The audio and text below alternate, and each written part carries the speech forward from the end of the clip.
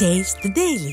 கோவை மாவட்டம் பொள்ளாச்சி நகர் பகுதிக்குட்பட்ட வாக்குச்சாவடி நிலை அலுவலர்கள் ஆலோசனை கூட்டம் பொள்ளாச்சி அதிமுக சட்டமன்ற உறுப்பினர் பொள்ளாச்சி ஜெயராமன் தலைமையில் நடைபெற்றது.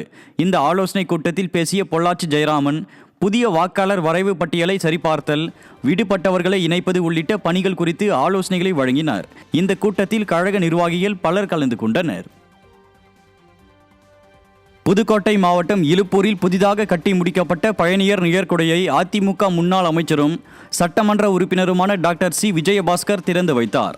இலுப்பூர் பேரூராட்சிக்கு உட்பட்ட ஆலத்தூர் இடையப்பட்டி பிரிவு சாலையில் புதிய பயணியர் நிழற்குடை அமைக்க சட்டமன்ற உறுப்பினர் தொகுதி மேம்பாட்டு நிதியில் இருந்து 10 லட்சம் ரூபாய் ஒதுக்கீடு செய்யப்பட்டு பயணியர் நிழற்குடை கட்டி முடிக்கப்பட்டது.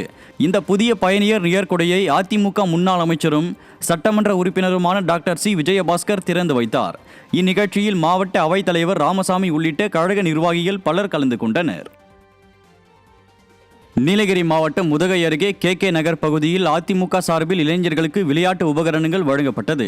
கே நகர் பகுதியில் உள்ள இளைஞர்களின் உடல் ஆரோக்கியத்தை மேம்படுத்தவும் போதையின் பாதையில் சென்று விடாமல் தடுக்கவும் அதிமுக மாவட்ட செயலாளர் கப்பச்சி வினோத் கிரிக்கெட் பேட், கால்பந்து உள்ளிட்ட விளையாட்டு உபகரணங்களை வழங்கினார். மேலும் அப்பகுதி மக்கள் தங்கள் பகுதியில் சிசிடிவி கேமரா மற்றும் கழிவுநீர் கால்வாய் அமைத்து தர வேண்டும் என கோரிக்கை வைத்த நிலையில் அதிமுக ஆட்சி அமைந்தவுடன் கோரிக்கைகள் உடனடியாக நிறைவேற்றப்படும் என அதிமுக மாவட்ட செயலாளர் கப்பச்சி வினோத் உறுதியளித்தார்.